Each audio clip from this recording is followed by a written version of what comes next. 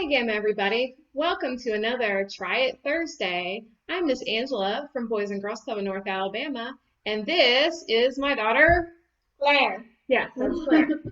Last week we were told we weren't talking loud enough, so we're going to be really loud today. If we're shouting, we're sorry. So for this experiment this week, I tried to talk Claire into doing the experiment by herself, but she said no. So she wanted me with her again, so we're both back again today.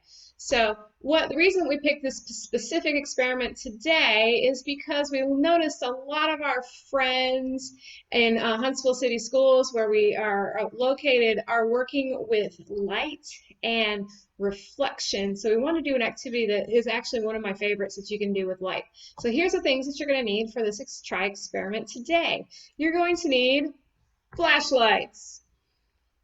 LED flashlights are going to be the best ones to have, or as I like to call them, light of 1,000 suns. Brighter the better. Okay, so this one's got 4 LEDs. You can get ones with 17 LEDs. It doesn't really matter. Better that you can have. Or a lantern. Or lanterns, those work as well. So we've got a couple things set up with that. You're also going to need clear tape, scissors, some sort of permanent markers because we're going to be tracing, and then you're going to need some folders. These aren't like, you're not using folders at school right now. You can use these ones. They have to be plastic and they have to be something called translucent. Claire, what does it translucent mean? To see through. See, well, remember there's transparent, you see through it. What's translucent?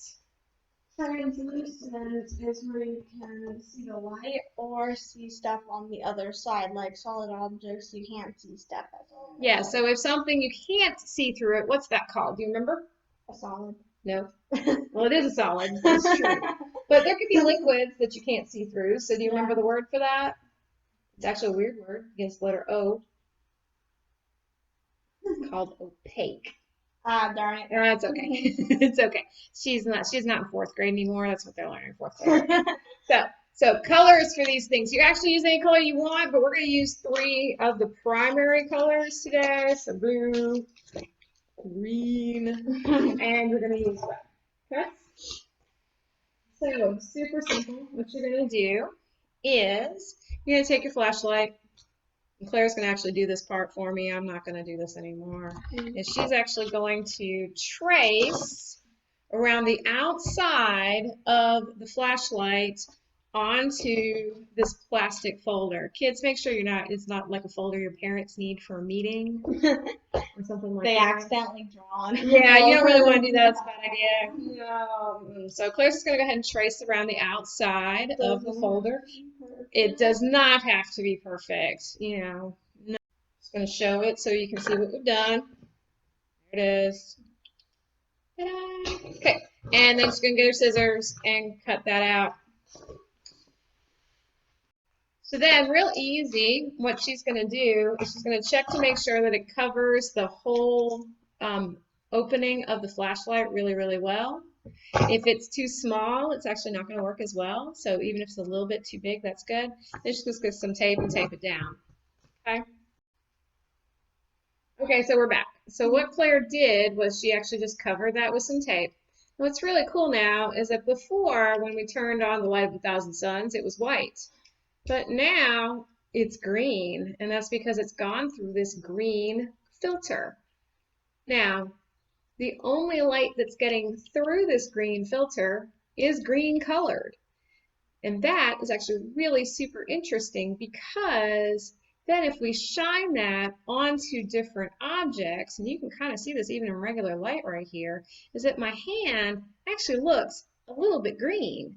And that's because only green light is coming through, but there's also some other light in this room, which is really, so you can kind of still see the same colors as this is. If I was going to be in a completely dark room, only my hand would actually look very, very green because only green light's coming through.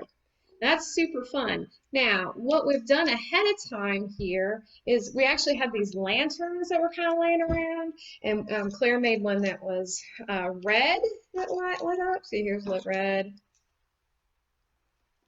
And then there's another one that's green. We're going to pause it. She's going to go ahead and make one that's blue. So my mom left to go to a meeting or something. So I'm just gonna finish this by myself.